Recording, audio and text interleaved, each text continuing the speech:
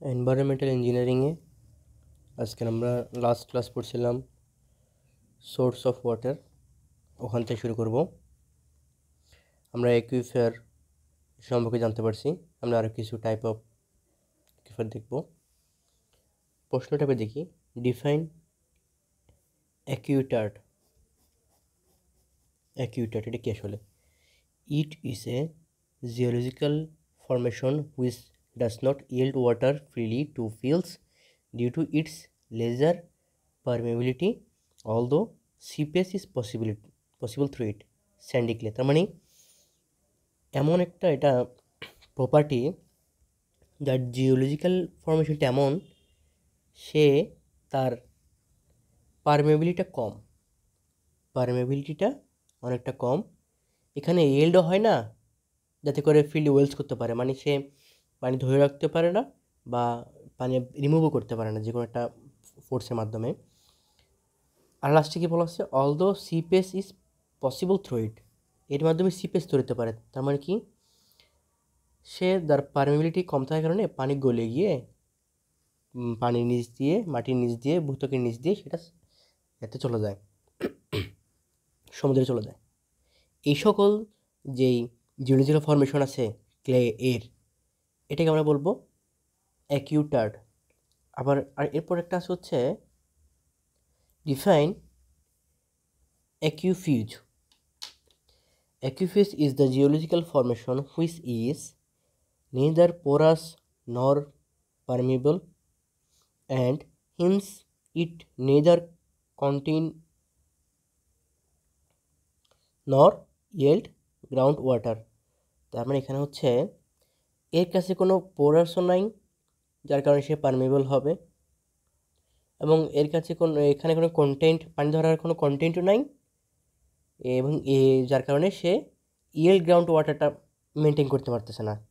যেমন granite rock, এই granite rock এর মধ্যে দিয়ে কোনো পানি প্রবেশ করে থাকতে পারে না, এবং এর মধ্যে কোনো পোরাস বা পোর নাই, ফাঁকা অংশ নাই।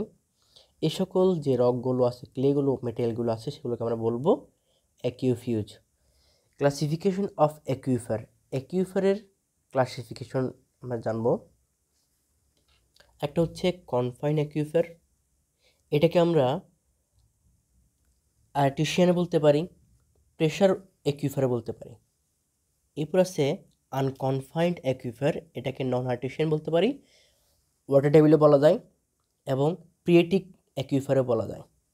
লাস্ট যেটা সেটা হচ্ছে পার্সড অ্যাকুইফার। আমরা এই তিনটার ডেফিনিশন সম্পর্কে জানব। ফার্স্টেরটা হচ্ছে confine aquifer. It is the underground layer of water. এটা আন্ডারগ্রাউন্ডে একটা লেয়ারের water layer, bearing permeable rock, gravel or sand. এখানে পারমিবল রক দ্বারা থাকে, পানি বিয়ার করা হয়, পানি ধরে রাখা হয় গ্রাভেল এবং স্যান্ডের মাধ্যমে। দ্যাট ইজ ট্র্যাপড, মানে এই লেয়ারটা ট্র্যাপ করা বিটুইন টু ইমপারমিবল লেয়ার। ইমপারমিবল লেয়ার কী আছে? অ্যাকিউটাট আছে অথবা অ্যাকিউক্লুড আছে, অ্যাকিউক্লুড আছে। সিম্পলি যদি বলি আমি এটাকে, simply water trap between impermeable layer. তার মানে কি, এটা আমার একটা গ্রাউন্ড সারফেসের নিচের অংশ, এটা কনফাইন্ড। এখানে অ্যাকুইফার আছে যেখানে পানি ধরে রাখতেছে বিভিন্ন রক স্যান্ডের সাথে, উপরেও ইমপারমিবল, নিচে ইমপারমিবল, মাঝখানে সে আটকে পড়ে আছে, এটাকে বলা হয় কনফাইন্ড অ্যাকুইফার। আনকনফাইন্ড অ্যাকুইফারটা আমি আগে চিত্রভাবে বলে দেই। নিচে আছে পারমিবল, উপরে একদম ফ্রি, এই ফ্রি পোর্শনে আমার ওয়াটারটা করা আছে, ধরা আছে, এটাকে বলবো unconfined. It is also known as a water table aquifer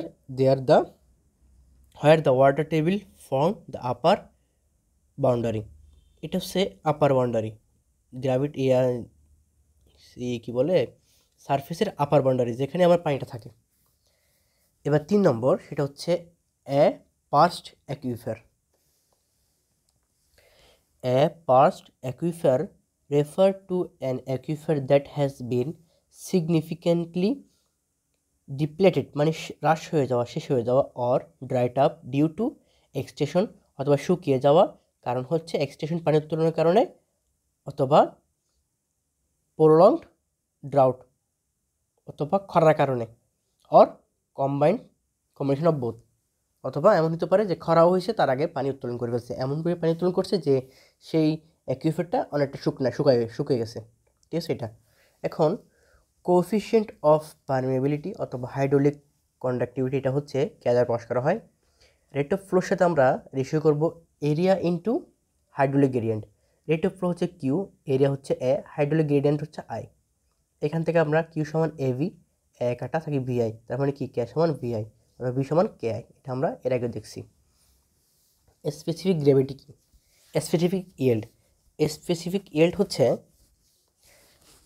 আমরা তো এর আগে পড়ছিলাম স্পেসিফিক ইয়েল্ড এবং স্পেসিফিক রিটেনশন পড়ছিলাম, এবং এই দুটাকে যোগ করে আমরা একটা স্পেসিফিক কিছুটা পাইছিলাম। তাহলে স্পেসিফিক ইয়েল্ড হচ্ছে ভয়েড ডি বা ভয়েড টি, এটাকে রো ওয়াই দ্বারা প্রকাশ করা হয়। স্পেসিফিক রিটেনশন, এটা হচ্ছে কি পরিমাণ পানি আসলে আটকাইতেছে, এটা দ্বারা প্রকাশ করা হয় সি এস আর বা রো আর দ্বারা, এটা ভিআর বাই ভিটি। এটা টার্মটা আমরা আগেও পড়ছি, এরপর একটু পরে দেখলে আসলে ক্লিয়ার ভালো করে হয়ে যাবে। এখন একটা প্রমাণ আছে, সেই প্রমাণটা হচ্ছে কিউ সমান pi K into D square minus D square log e ভিত্তিক R by R for unconfined aquifer. আনকনফাইন্ড অ্যাকুইফারটা হচ্ছে যেটা সারফেসে অনেকটা সাথে আছে, এটাকে ওয়াটার টেবিলে বলা হয়, এবং এটা নিচে একটা ইমপারমিয়েবল লেয়ার দ্বারা আটকানো আছে, উপরটা ওপেন। তাহলে যদি একটা চিত্র দেখি, তাহলে চিত্র দেখে ক্লিয়ার হবে। এই যে এটা হচ্ছে মূলত ওয়াটার টেবিলটা, এই যে ইমপারমিয়েবল লেয়ার আছে, ইমপারমিয়েবল লেয়ার, তার উপর হচ্ছে ওয়াটার টেবিল। আমি এখানে একটা পাইপ গাড়লাম, এখানে ওয়েল অফ রেডিয়াস আর, এই ছোট আর দ্বারা রেডিয়াস দ্বারা এইখান থেকে পানি বের হবে। আমরা নলকূপের নিচে এক ধরনের ফিল্টার দিয়ে এটাকে ডেপথ ডি প্রকাশ করলাম। এটাকে বলা হয় হচ্ছে ডাউনওয়ার্ড কার্ভ। এই ডাউনওয়ার্ড কার্ভটা এরকম উপর দিক থেকে টপ দিক থেকে গোল গোল, তাই এক্স যদি আমার কি হয় রেডিয়াস হয়, ওয়াই হচ্ছে ডেপথ। ঠিক আছে, আচ্ছা গেল। আর এই পুরোটা যদি চিন্তা করি, তাহলে dia of circle of influence, মানে যতটুকু পর্যন্ত পানি পাওয়া যাবে এটা ডায়া দেওয়া হচ্ছে 2r। এখান থেকে আমরা আই সমান তো জানি, স্লোপ অথবা আই সমান ডিওয়াই বাই ডিএক্স। এসকে আমরা এখানে কি বলছি? এসকে আমরা বলছি হচ্ছে এস তো না, আইকে বলছি হচ্ছে হাইড্রোলিক গ্রেডিয়েন্ট। এটা হচ্ছে হাইড্রোলিক গ্রেডিয়েন্ট এস অথবা i dy by dx. Area of the ইনফ্লুয়েন্সের এরিয়াটা আসলে কি? এটা তো পুরোটা ইনফ্লুয়েন্স এরিয়া বলছে, তাই না? এই ইনফ্লুয়েন্স এরিয়ার ডায়া যদি 2r হয়, ইনফ্লুয়েন্স এরিয়া মানে এই এতটুকু পর্যন্ত, এটার ডায়া হচ্ছে 2r, তার মানে আর হচ্ছে রেডিয়াস। আর যদি রেডিয়াস হয় 2 পাই, এখানে আর তো ফুল দেওয়া যাবে না, এক্স দেওয়া লাগবে, আমরা তো অল্প একটা অংশ নিয়ে কাজ করবো, তাহলে 2 পাই এক্স আর ডেপথ, পরিধি এবং ডেপথ দিয়ে গুণ করছি, আমরা তার এরিয়াটা পেয়ে গেছি 2 পাই আর, তো 2 পাই এক্স ইন্টু ডেপথ। পরবর্তী আমরা এক্সকে আর কনভার্ট করবো এবং ওয়াইকে ডিতে কনভার্ট করবো। তাহলে ডিসচার্জের ফর্মুলা থেকে আমরা জানি কিউ সমান এভি, ভি সমান কে আই সমান ডিওয়াই বাই ডিএক্স, কে সমান তো আছে, এ সমান 2 পাই এক্স ওয়াই, এর মান বসালাম, কে তো আছে। তাহলে এই কিউর এই পাশে ডিএক্সকে নিয়ে গেলাম এবং এই এক্সকে নিচে ভাগ করে দিছি, তাহলে এই পাশে কে থাকবে আর 2 পাই কে ওয়াই ডিওয়াই। এখন এটাকে যদি আমি ইন্টিগ্রেশন করি, তাহলে এখানে ইন্টিগ্রেশন 1/x ডিএক্স কী হবে? লনকে আমরা লগ ই ভিত্তিক লিখতে পারি, সমান কিউ সমান লগ ই এক্স। 2 পাই কে ধ্রুবক, ওয়াইকে ডিওয়াই অথবা ইন্টিগ্রেশন করলাম, তাকে ওয়াই স্কোয়ার বাই 2, এই 2 কাটা প্লাস সি। তাহলে আলটিমেট কী আসতেছে? Q log e x by pi k y square plus c. এটা এক নম্বর ইকুয়েশন। এখন আমি যদি এই ওয়াইয়ের পরিবর্তে ছোটটি ইউজ করি, ঠিক আছে, এবং এই এক্সের পরিবর্তে ছোট আরটা ইউজ করি, তাহলে একবার পাইপের ডি ডেপথ এবং পাইপের রেডিয়াস, তার মানে কি ওয়াই সমান ডি এবং এক্স সমান আর যদি হয় তাহলে কি হবে, এক্স এর পরিবর্তে আর দিব, ওয়াই পরিবর্তে ডি দিব। জাস্ট 2 নম্বর ইকুয়েশন তৈরি করলাম। এখন ফার্স্টে কী করছি, এই ওয়াই সমান এডি ধরছি। এখন এই ওয়াই সমান টোটাল ডেপথ ধরবো, ওয়াটার টেবিলের ডেপথ ডি, এবং এ এক্স সমান টোটাল এটুক ধরবো। এটুক কত, যেহেতু পুরোটা 2r, পুরোটা 2r, তার মানে এটা হচ্ছে আর। তাহলে কী করলাম, ওয়াই সমান ক্যাপিটাল ডি, এক্স সমান ক্যাপিটাল আর। তাহলে কী হবে, এখানে এক্সের পরিবর্তে হবে ক্যাপিটাল আর, ওয়াই পরিবর্তে হবে ক্যাপিটাল ডি।